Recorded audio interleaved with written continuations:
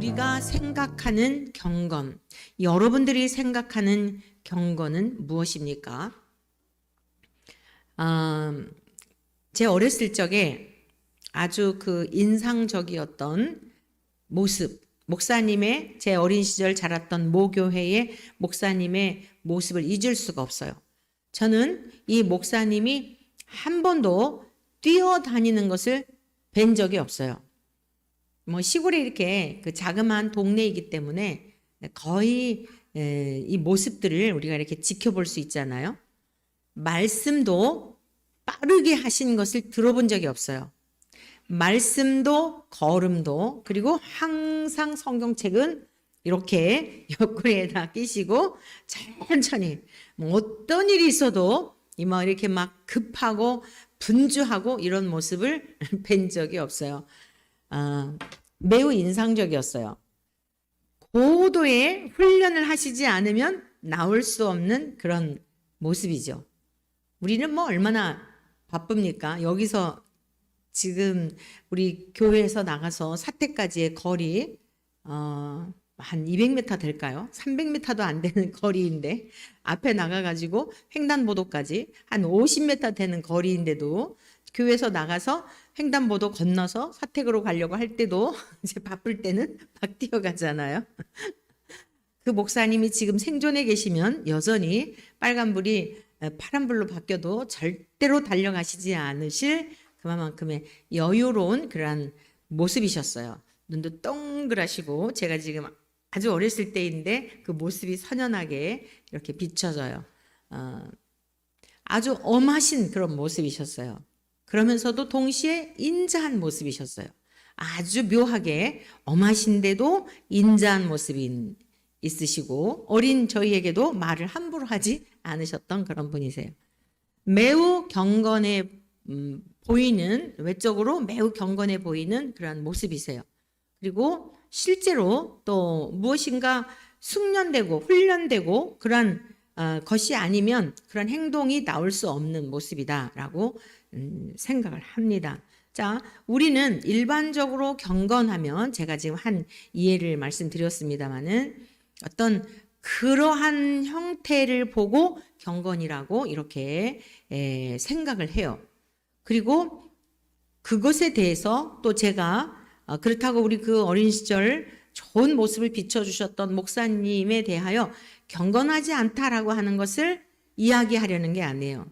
어린 시절에 느꼈던 그 목사님의 모습은 범접할 수 없는 그런 모습이었던 것은 틀림이 없어요. 그런데 오늘의 이 말씀 야고보서를 통하여 이 기록된 말씀은 좀 더 우리들의 내면에 관한 것을 들여다보도록 진정한 경건이 무엇인지 제가 설명해 드린 외적인 경건이라면 정말 성경에서 말씀하는 하나님이 원하시는 경건이 무엇인가에 대한 것을 오늘 말씀을 통해 예수님의 육신의 동생이었던 그리고 본인 스스로를 주님의 종이라고 일컬으면서 이렇게 기록한 말씀을 통해 예수님의 가르침, 하나님 아버지께서 우리에게 원하시는 그런 경건한 삶이 무엇인지를 배울 수가 있습니다. 첫 번째, 참된 경건 첫 번째가 무엇인가 하면 혀를 다스리는 것이에요. 26절 말씀을 보시겠어요? 누구든지 스스로 경건하다 생각하며 자기 스스로 나는 정말 경건해. 그 기준이 있을 겁니다. 모두 자기 나름대로의 그러한 기준을 가지고 경건하다라고 생각하지만 만일에 경건한 행동을 하는 것 같아도 그 입술에서 나오는 혀를 제갈 먹이지 않으면 그 혀를 함부로 놀리고 여러분 혀에다가 이제 말이나 이 짐승들을 볼 때 혀를 제갈을 먹여서 이렇게 함부로 할 수 없도록 주인이 그걸 딱 잡고서 주인의 의도대로 움직이게 되잖아요. 그런데 혀에 제갈을 먹여놓으면 무슨 말을 할 수가 있겠습니까? 말을 할 수가 없는 거예요, 함부로. 그러니까 우리들의 언어를 통제할 수 있는 이 능력이 사실 우리 인간에게 있을까요? 우리들의 대부분의 후회스러운 삶의 내용들을 보면 무엇에 관한 거죠? 혀에 관한 거예요. 아우, 내가 그 말을 하지 말았어야 되는데. 아유, 좀 참았을 걸. 아우, 그때 왜 그런 말을 해가지고 내가. 집으로 돌아와서, 여러분이 외출했다가 집으로 돌아와서 스스로 낯이 뜨뜻할 때도 있고, 이게 전화해서 미안하다고 해야 되나? 아니면은 이것도 내가 미안하다고 하면 또 뜬금없이 그 사람은 그렇게 생각을 안 했을 텐데 내가 너무 깊게 생각해가지고 오히려 더 상대방이 힘든 건 아닐까? 이러한 경험이 있다 없다? 수없이 많죠? 네, 제 고백이에요. 제 고백. 그래서 되도록 사람들 만났을 때 듣는 게 좋은 것이고 잠언의 무수한 말씀들을 통해 그렇게 말씀하셨어요. 어리석은 자라도 가만히 있으면 지혜로운 자로 여긴다는 거예요. 여러분 사람들 이렇게 관계 속에서 제일 힘든 사람이 누구죠? 말 없는 사람이 어려워요. 말을 안 하고 가만히 있으면 도대체 무슨 생각을 하고 있는지 이 사람이 어떤 사람인지 파악이 안 돼요. 전도할 때 제일 힘든 사람이 어떤 사람일까요? 가만히 듣고 있는 사람이에요. 그러니까 뭐 싫다든지 반론을 한다든지 뭐 가라든지 이러면 이 사람의 입장을 아는데 도대체가 아무 얘기도 안 하고 가만히 계속 듣고 있는 사람이에요. 그래서 이게 지금 뭐 받아들인다는 거야, 뭐 알아듣는다는 거야. 진짜 어려운 사람이 누구냐면 말을 하지 않고 가만히 있는 사람이 정말 어려워요. 잠언 말씀에 가만히 입을 닫고 있으면 어리석은 자라도 사람들은 함부로 평가지를 않는다는 거죠. 오늘 우리들의 모든 삶의 실수와 후회스러운 삶, 다시 내가 그 자리로 돌아간다면 내가 그렇게 말하지 않았겠다. 다시 그 자리로 내가 그 시간으로 시계표를 돌려서 만약에 그 상황에 있었다고 한다면 이렇게 이야기를 했으면 좋았겠다. 이런 경험들 많으실 겁니다. 그래서 제가 터득한 게 있어요. 터득한 게 뭐냐면 사람을 얘기하면 실수도 많고 말을 안 할 수는 없잖아요. 말을 안 할 수도 없고 말을 하게 되면 하여간 또 후회스러운 게 많아요. 그래서 1차적으로 이 공동체 속에 우리가 이제 사회적 동물이라 하지 않습니까? 모든 게 다 관계에서 이루어지는 거잖아요. 가정으로 돌아가면 가족의 관계. 그리고 또 사회에 가면은 이제 사회 공동체 속에 그 구성원들, 상하 구조 속의 동료들과의 관계. 학교를 가면 학교에서 모든 것이 관계로 이루어져 있거든요. 말을 안 하고 살 수는 없어요. 세상을 이제 좀 이렇게 조금 살다가 보니까 듣는 것이 훨씬 편하고 실수할 일이 없으니까요. 그리고 상대방도 다 자기 얘기하기를 원하잖아요. 다 자기 얘기하고 싶어지지 다른 사람이 말하는 거 계속 막 듣고 싶어 하는 사람은 없어요. 지루하게 느껴지죠. 그러니까 계속 들어주면 상대방도 나를 공감해 주나 보다. 나를 이해해 주나 보다. 이래서 마음에 그 상대방의 마음이 이렇게 그 좋은 생각을 가질 수도 있겠죠. 말에 실수할 이유도 없겠죠. 그런데 또 말을 안 할 수는 없다 보니 우리 주님을 어디서든지 주인공으로 모시는 삶을 살면 후회함이 없구나. 그러니까 모든 삶에 저는 정말 가정에서도 바라는 게 사실 그거예요. 가정에서도 계속 하나님의 말씀이 흘러나오고 오늘 제가 나올 때 우리 강아지를 이제 지난주에 이제 저 혼자 놔두고 왔거든요. 훈련을 시켜야 하겠기에. 그래서 제가 이제 녹음을 해놨어요. 얘가 어떻게 지내고 있나. 영상 촬영은 안 하고 녹음을 해놨는데 30분 동안에는 얌전히 있더라고요. 그러더니 30분이 지나면서 낑낑대면서 막 이러더니 1시간이 좀 지나니까 정점이에요. 이러면서 막 짖어대는 거예요.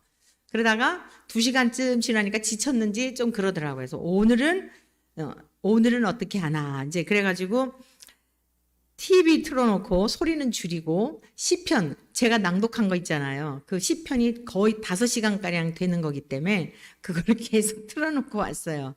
스피커로 해가지고 틀어놓고 TV 볼륨은 줄여놓고 불은 다 켜놓고 근데 일단 이제 그 이모가 나가죠. 정 목사님 나가시죠. 이제 제가 나갈 차가 되니까 지가 아예 지가 앉아 있는 쿠션에다가 딱 앉고 이러고 그냥 그러고 있더라고요. 그래서 할머니 교회 갔다 올 테니까 너 저 시편 말씀 잘 듣고 있어. 이러고 이제 왔거든요. 가만히 듣고 있더라고요. 길 앞에 가다가도 이게 교회를 들어오려고 그러는데 다른 데 안 가고 이게 이제 교회만 오면 조용히 해야 되는 거를 학습이 된 거예요. 그 초대교회 이런 그때에는요, 정말 신령한 하나님의 은혜로 충만한 그 성인이라고 성자라고 불려지는 분들은 막 자연을 향해서 설교하고 새들과 같이 막 새들이 앉아 안토니오라고 성 안토니아라고 하는 분이 계셨는데 막 이 막 어깨에 새들이 이 설교할 때 막 이러고 이랬다는 이야기가 있어요. 가능하죠. 사실 에덴 동산에서 다 같이 짐승들과 함께 다 같이 살았으니까. 하여간에 가정에서도 계속 말씀이 흘러나오고 계속 찬송이 흘러나오고 우리는 무엇을 듣느냐에 따라서 그 사람의 인격이나 성품이나 이런 게 형성이 되는 거예요. 계속 그 어떤 장르의 음악을 듣게 되면 거룩한 음악을 계속 듣게 되면 이 세속화된 음악이 부담스러워요. 이 세속의 음악들은 거의 자극적이잖아요. 자, 여러분 음악을 잘 기억하세요. 음악에는 각 분야의 장르가 있어요. 클래식 음악, 우리가 학교에서 이제 가곡이라든가 또 피아노 음악이라든가 뭐 합주곡이라든가 이런 것들을 듣잖아요. 대부분이 클래식 음악들은 우리의 혼을 순화시켜줘요. 우리의 정신 세계를. 자, 가요라든가 막 이제 그 어린 아이들까지도 뭐 참 이게 진짜 이게 어떻게 봐야 되는지 모르겠는데 막 애들도 그냥 막 춤도 현란하게 잘도 추고 노래들도 기가 막히게 잘하고 이러잖아요.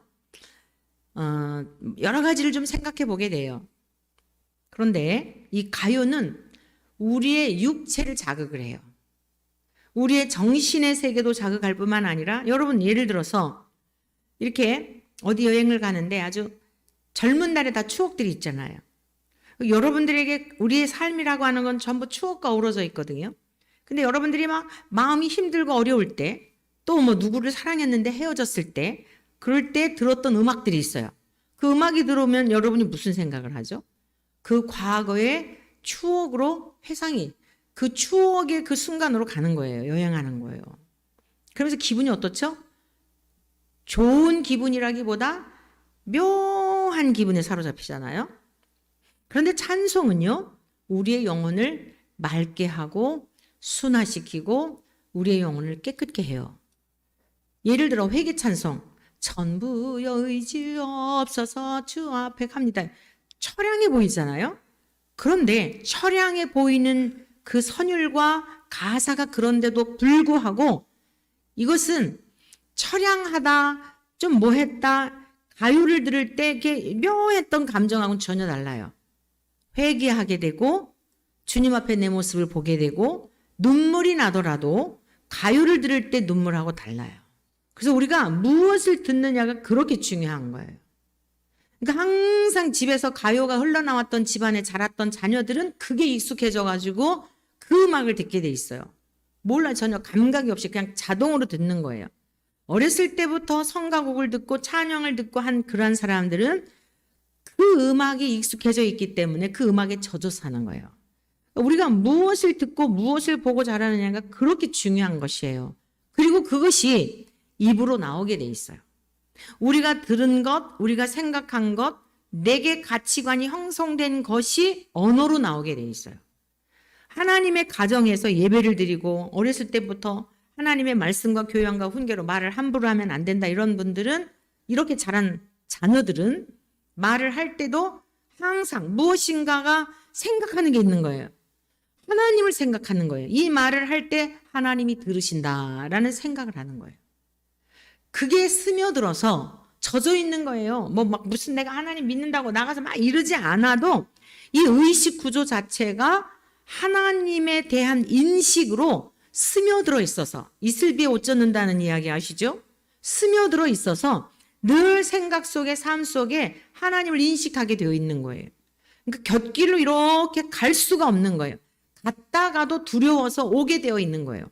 하나님의 자녀들이라고 해서 뭐 올곧게 직로로 가나요? 부모가 바라는 바는 직로를 가기를 바라지만 이 세상에 사는 동안 이렇게 시행착오가 있어요. 넘어지기도 하고 깊은 수렁에 빠지기도 하고 그러는데 첫째는 하나님이 건지시고 두 번째는 자기가 괴로워서도 반드시 언젠가는 제자리로 돌아와요. 할렐루야. 그래서 우리가 자녀를 키우면서 내 마음대로 되지 않는다 해서 낙심할 필요가 없어요. 하나님이 반드시 나보다 더 사랑하세요. 저와 여러분들보다 훨씬 더 사랑하세요. 왜냐? 예수님의 피값을 주고 사신 자녀들이잖아요. 우리의 부모님은 육신이 이 땅 태어나게 하는 그 일을 하셨지만 하나님 아버지는 아들을 주셔서 우리를 죄악 가운데서 사단에게서 건져내셨기 때문에 포기하지 않으세요.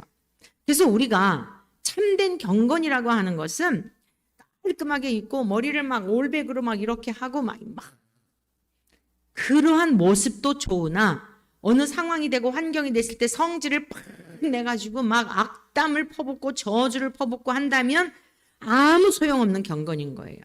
그 외형적인 것이.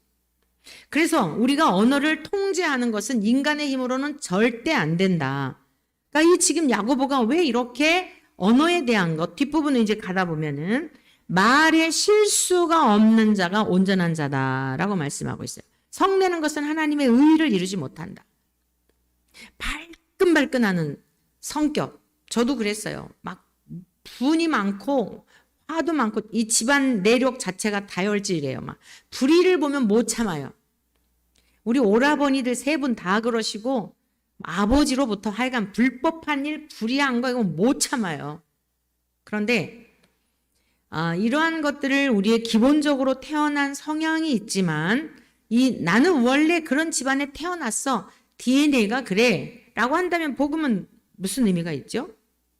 복음이 정말 이 능력이 있는 걸까요? 아니에요. 학습된 것을 버리셔야 돼요.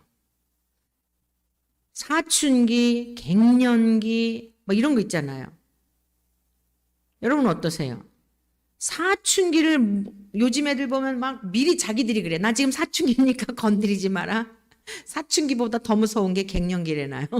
사춘기하고 갱년기하고 싸우면 갱년기가 이긴다나 어쩐다나. 여러분 이런 건 자랑거리가 아니에요. 인간의 힘으로 못 이겨요.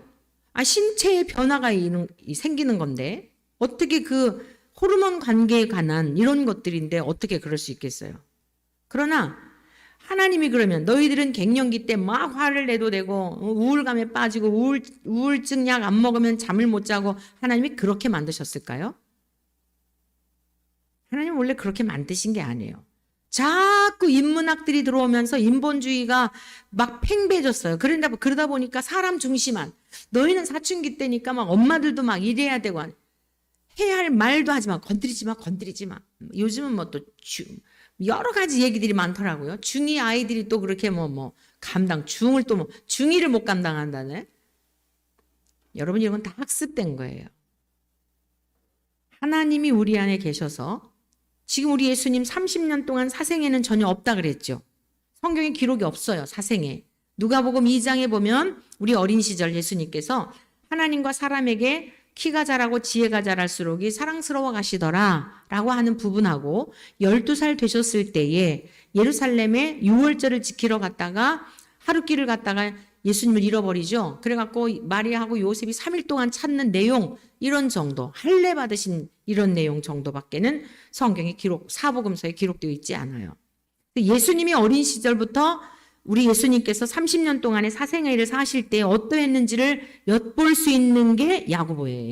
야고보서. 어렸을 때부터 형님을 곁에서 지켜본 거예요. 근데 우리 주님을 보니까 말에 실수가 전혀 없으신 거예요.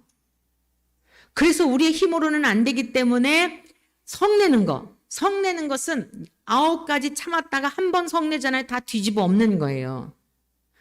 그 사람은 성격이 원래 그런 거예요. 참았던 것일 뿐이지. 우리 힘으로 절제가 안 된다고요? 그러면 절제가 안 되는 것을 성경에 이렇게 할 수 없는 것을 요청했을까요? 그렇지 않죠. 우리가 자녀들에게 할 수 없는 것을 요청하지 않아요. 능히 할 수 있는 것만 얘기하는 거예요. 그 수준에 맞게. 그러니까 창세기 15장에서도 말씀하셨고 하나님이 아브라함을 부르시면서도 말씀하셨고 내가 완전하니 너도 완전해라. 예수님께서도 말씀하셨고 예수님이 산상수훈을 통해서도 말씀하셨어요. 하늘 아버지께서 온전하신 것 같이 너희도 온전해라. 여러분 우리는 인생의 목표를 어디에 두어야 되냐면 돈을 많이 벌고 여기 두실 필요가 없어요. 다 쓰지도 못하고 그렇다고 해서 되는 게 아니에요. 그렇다고 해서 내 돈 되는 것도 아니에요. 그건 다 걸려 넘어지기에 아주 좀 이제 우리가 계속 배우겠습니다만 돈을 사랑하는 게 일만하게 뿌리가 되는 거예요. 인생의 목적을 어디에 둬야 될까요? 잃어버린 하나님의 형상을 회복하는 데 두시기를 축원합니다. 하나님의 온전하심과 같이 온전함의 목표를 두시기를 축원합니다.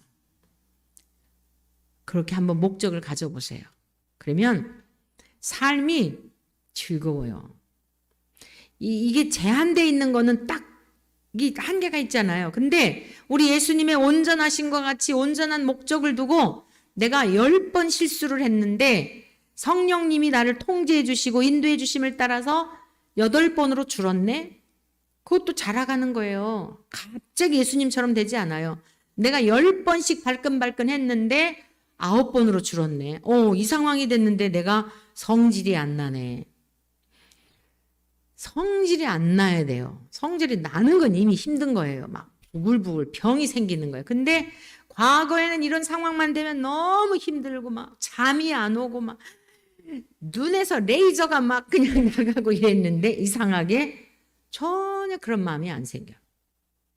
밉지도 않아. 그리고 불쌍한 생각이 들어요. 그 사람을 위해서 기도하게 돼요. 저와 여러분들이 이러한 단계에 이르기를 축원합니다. 원수 갚는 일이 우리에게 있는 것이 아니라 그랬어요. 그러면 이제 여러분이 이렇게 저에게 이런 질문을 하고 싶을 거예요. 목사님, 그러면 뭐 이동환 같이 그런 사람 내버려 두시지 왜 그러세요? 하나님의 말씀을 왜곡하고 자기도 못 들어가고 남도 못 들어가게 성경을 왜곡하기 때문에 다 침묵할 수 없잖아요. 그리고 다 침묵하고 있잖아요. 그러니까 뭔가가 진리. 길을 가다가도 여러분 길을 가다가 상계동으로 저기 그 백병원을 가려면 어디로 가죠? 라고 그래요.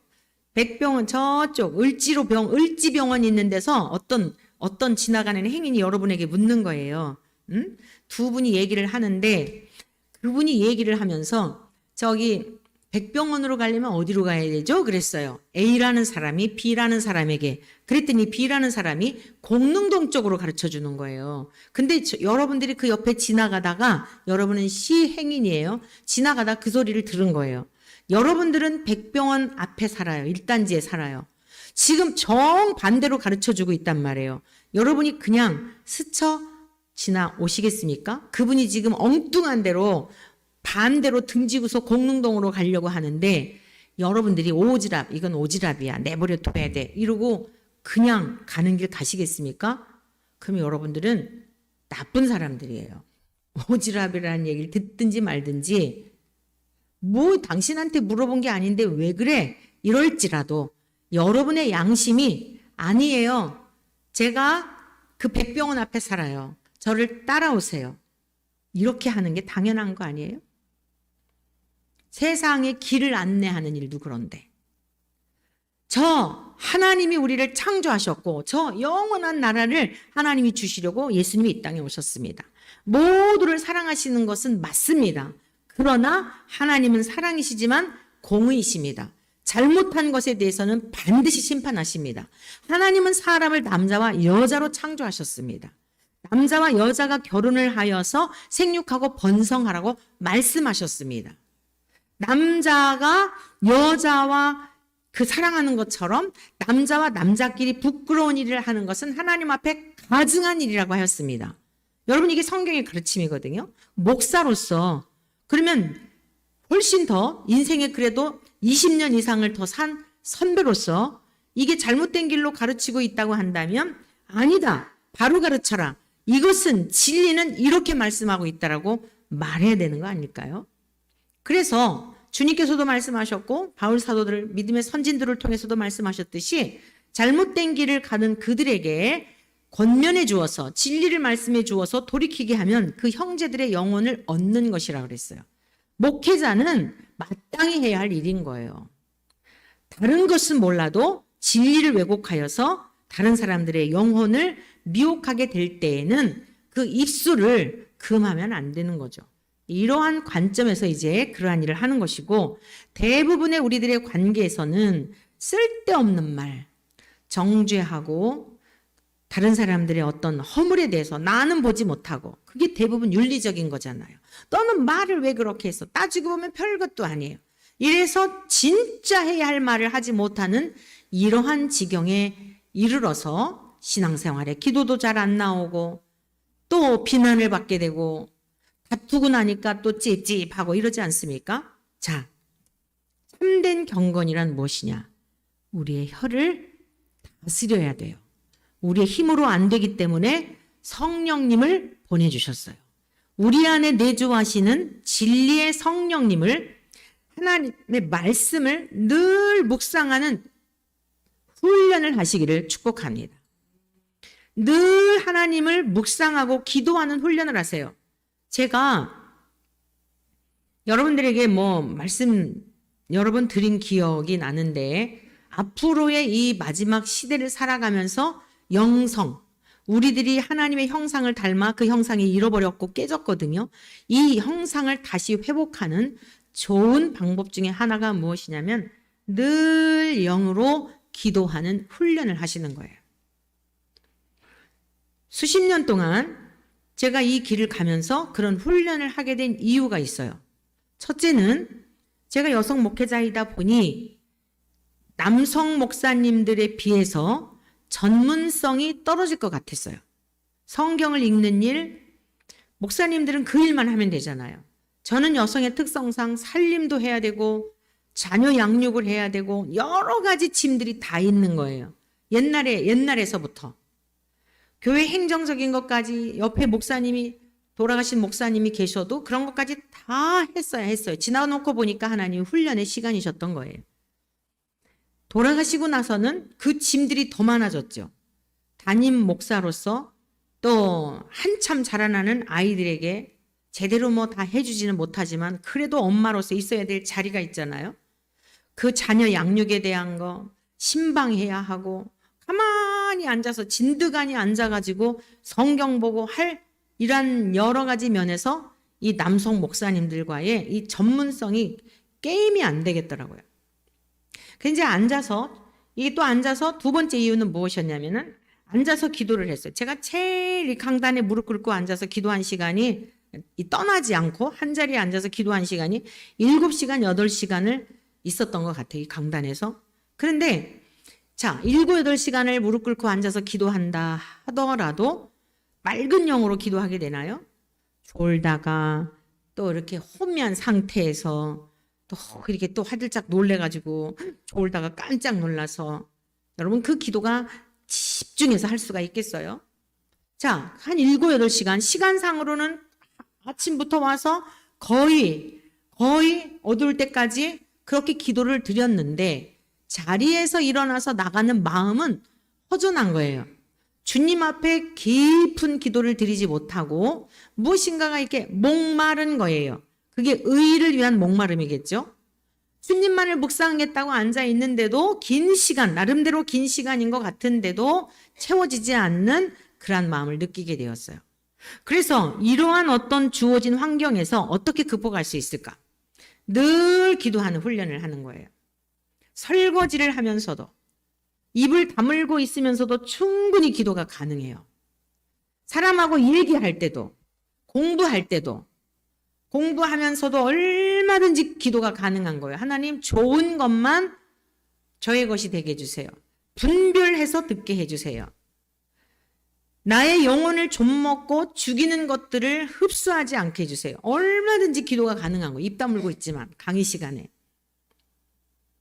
사람을 만나서 대화할 때도 특히 이 훈련은 여러분 꼭 필요한 거예요.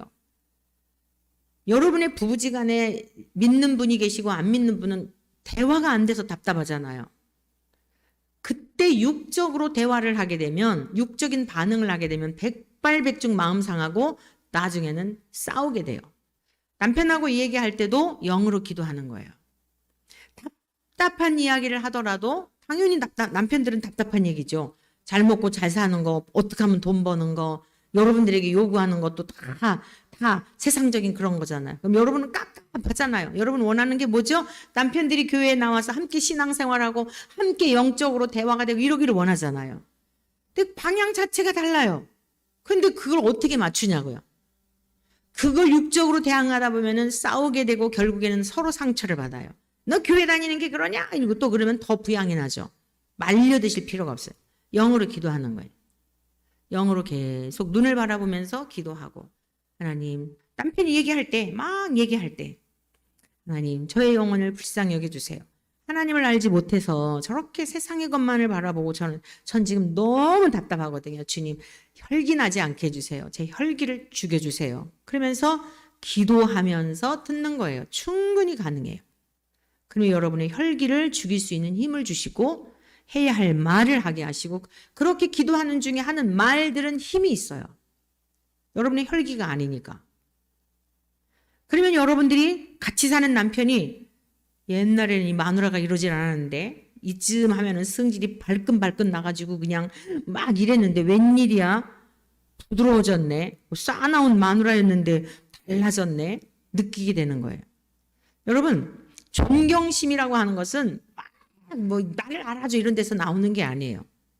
여러분이 아내일지라도 여러분들이 가족들 구성원 중에서도 그런 행동들에 대해서 함부로 할 수 없는 영적 권위를 자녀들이든지 남편이든지 아내든지 막 말을 가지고 하면 원래 저렇게 말이 많아, 원래 저렇게 잔소리꾼이야, 이렇게 돼버리는 거예요. 그런데 대화할 때도 어떨 때는 눈물이 나겠죠. 너무 답답해서. 그럼 어디서부터 어디까지 얘기할 수가 없겠죠. 그러면 그냥 계속 꾹꾹 참는데도 눈물이 나. 그러면 그냥 어떡하겠어요. 뭐 하나님이 어디서 역사하실지는 모르는 거예요. 여러분의 영성생활, 하나님의 잃어버린 형상을 회복해서, 우리 주 예수님이 모범이시고 모델이시거든요. 예수님이 다 보여주셨어요. 우리가 예수님을 닮아가야 돼요. 근데 닮으려고 노력을 해서가 아니라 우리 안에 내주하시는 성령님을 의지하게 되면 그렇게 주님처럼 변화시켜 주세요. 할렐루야. 그래서 구체적인 여러분의 일상에서의 삶이에요. 그러면 직장이든지 어디든지 여러분들을 함부로 하지를 않아요. 왜 그러냐? 저 사람은 좀 달라. 말에 힘이 있어. 한마디를 하더라도 사람들이 그 소리에 뭔가가 이렇게 귀에 박히는 거예요. 많은 사람들을 만났는데 그냥 그걸로 끝났어요. 근데 누구를 만나면 내가 얻어지는 게 있어. 저 사람을 만나면 이상하게 내가 힘이 생기고 낙심이 됐었는데 돌아가면서 아무개를 통해서 성령님의 음성을 들었구나. 다음에 또 만나고 싶지 않겠어요? 잠언 31장에 보면은 현숙한 여인에 관한 얘기가 나와요. 현숙한 그리스도인을 말하는 거예요. 오늘 집에 돌아가셔서 잠언 31장을 꼭 읽어보세요. 잠언의 결론이에요. 성숙한 성도, 현숙한 그리스도인, 예수 그리스도의 신부된 자의 삶이 어떤지에 대한 게 나와요. 성문에서 칭찬을 받는다 그랬어요. 거기 남자가 칭찬을 받는 게 아니에요. 성문에서 장로들과 함께 그 현숙한 여인을 칭찬을 해요. 성도를 칭찬한다고요. 잠언에도 굉장히 말에 대한 말씀이 많죠. 우리의 말이 실수하지 않도록. 그러니까 우리가 끝까지 이 부분을 치열하게 언어를 통해서 다 복을 까먹어요.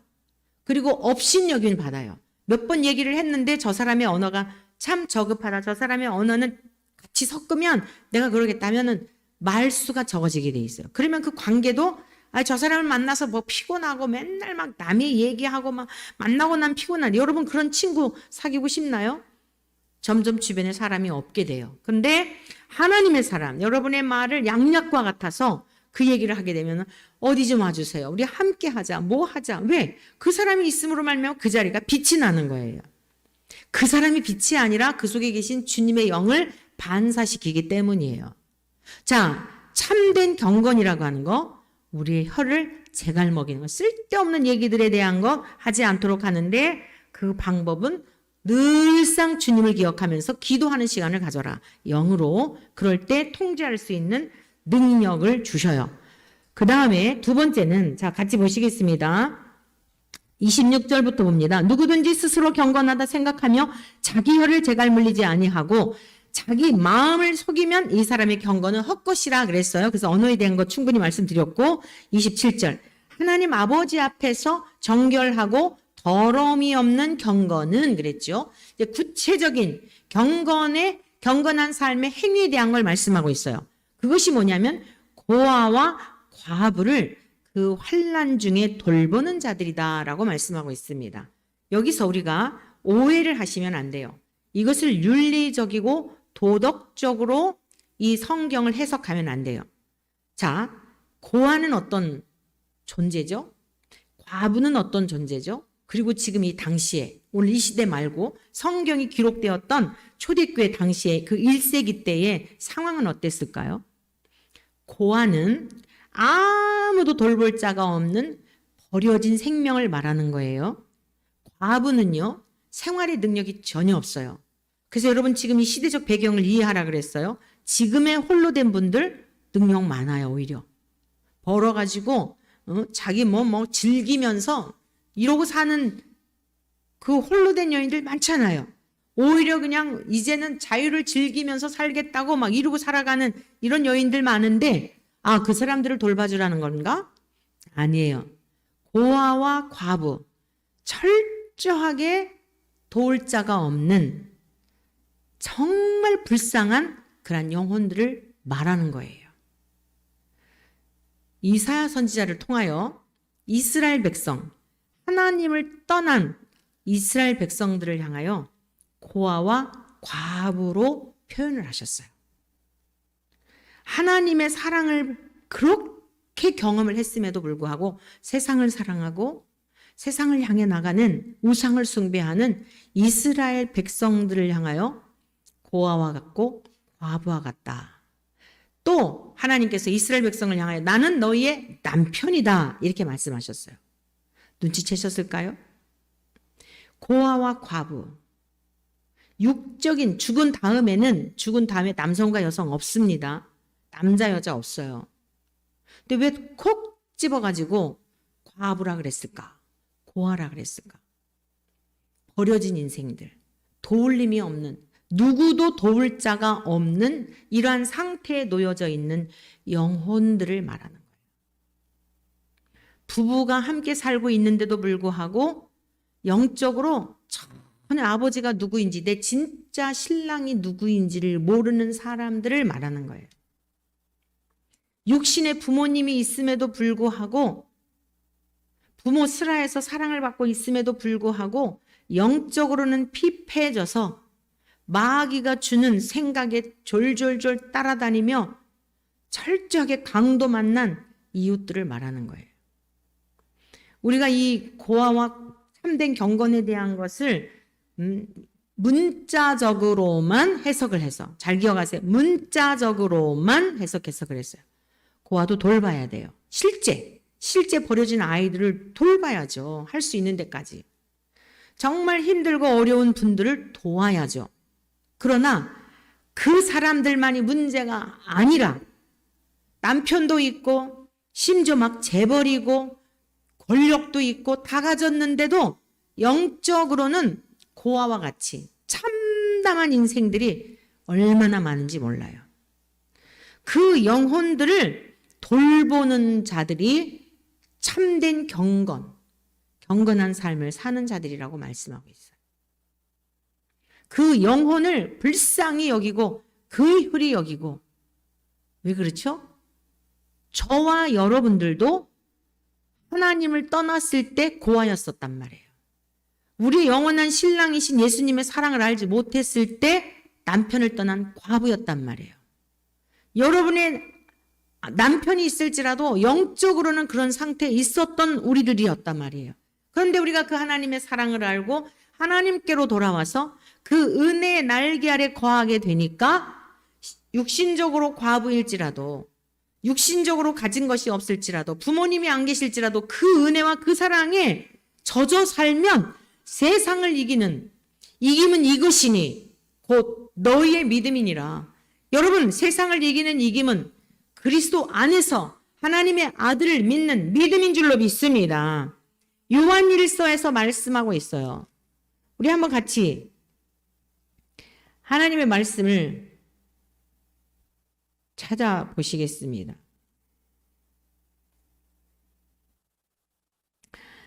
자, 요한일서 5장.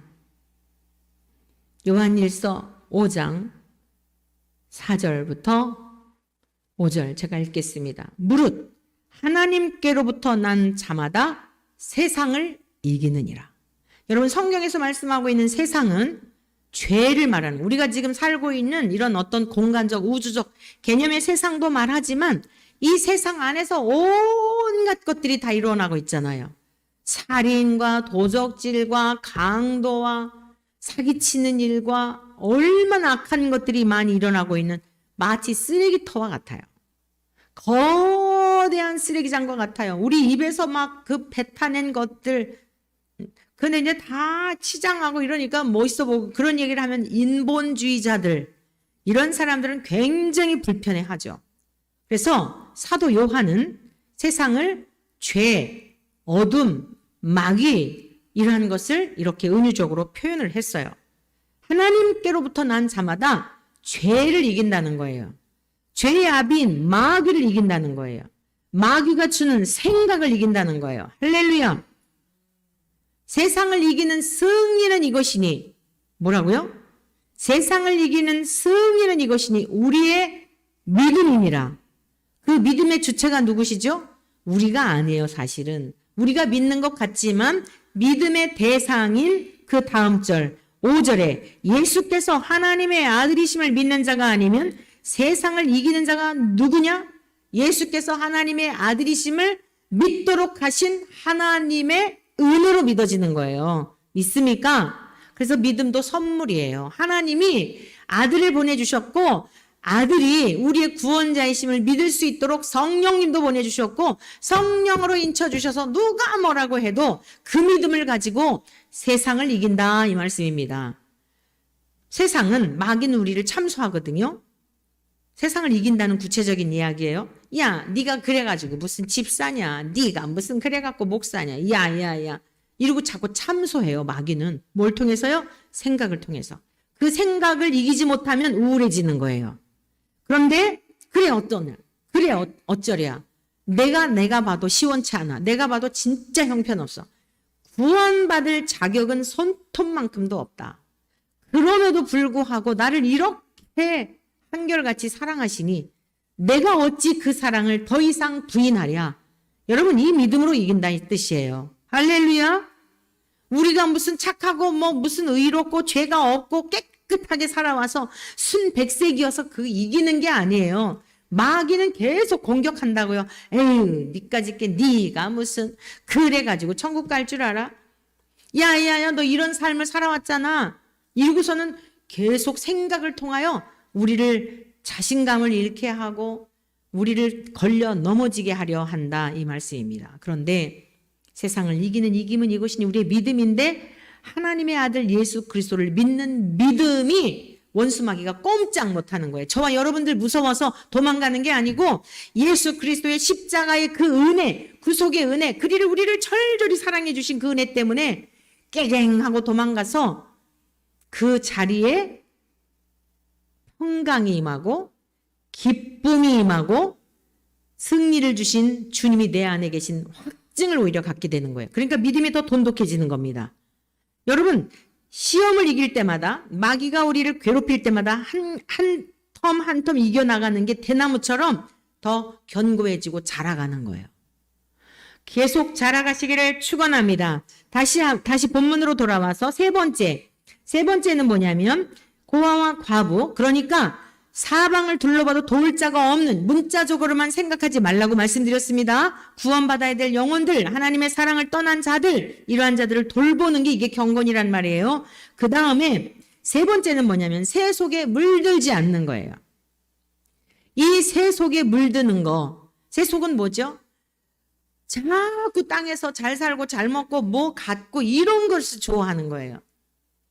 여러분, 바울 사도가 고린도전서를 통하여 이런 고백을 하죠. 먹든지 마시든지 고린도후서에서 먹든지 마시든지 무엇을 하든지 하나님의 영광을 위해서 하라. 이제부터 우리들의 여러분들의 생각과 가치관을 바꾸셔야 돼요. 의복을 하나 사더라도 여러분 무엇을 하나 하더라도 하나님 앞에 이것이 어떻게 필요한 것일까를 아주 이 습관적으로 생각하는 여러분의 사고의 전환이 있기를 축복합니다. 여러분이 무엇을 하든지 주님 앞에 이러한 것들이 어떻게 쓰임받아서 우리의 모든 뭐 하나하나일지라도 이 새 속에 물들지 말고 지금 그 뭐 전 청조 그리고 남현이라고 하는 이 사람들 때문에 아주 대한민국이 엄청 시끄러운데 많은 것을 시사하게 해주는 상황이에요. 전문가들의 이야기들이에요. 저는 목회자로서 정말 이런 모습을 보면 특히 젊은이들이 명품, 그 허영기, 허망한 생각에 56조인가 뭐 그 통장의 앱을 통해서 그 이익되는 걸 그걸 보여줬대나 봐요. 그 펜싱 선수한테. 그러니까 철석같이 믿은 거예요. 입만 열면 거짓이더라고요. 그 인터뷰할 때도 보니까 입만 열면 거짓이에요. 그 전청조라는 26살인데 어렸을 때부터 그렇게 거짓말을 밥 먹듯이 했다고 막 지인들이 이제 동창들이 얘기하잖아요. 거기 왜 넘어가죠?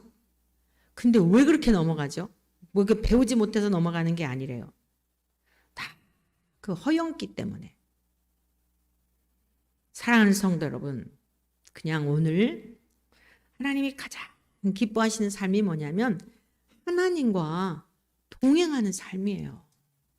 강아지가 제일 기쁨의 순간이 뭘까요? 자기 주인하고 함께 있는 순간이에요. 저렇게 지금 말씀을 듣고 있어요. 아주 눈을 뜨고. 주인하고 함께 있는 것보다 더한 기쁨이 없는 거예요. 그런데 우리는 주님하고 함께 있는 것 같고 만족을 못해요. 안 보여서 그러나요? 예수님이 안 보이시기 때문에 그래요? 안 보이시기 때문에 사실은 더 실제하시는 분이에요. 신이신 거예요, 하나님이. 보이면 신이 아니에요. 항상 함께 하세요. 여러분 하나님 안에서 누리시기를 축원합니다. 새 속에 물들지 마시고 그저 세상이 어떻든지 그 훈련을 하게 되면 전쟁이 나든지 무슨 뭐 마지막 우르릉쾅쾅해서 이제 막 하늘에서 막 하늘이 무너지고 산들이 무너지고 주님 오실 때가 되더라도 주님 드디어 오시는구나. 아멘 할렐루야. 우리 사랑하는 원천의 모든 가족들은 그렇게 주님 앞에 들림받는 은혜가 있기를 주의 이름으로 축원합니다.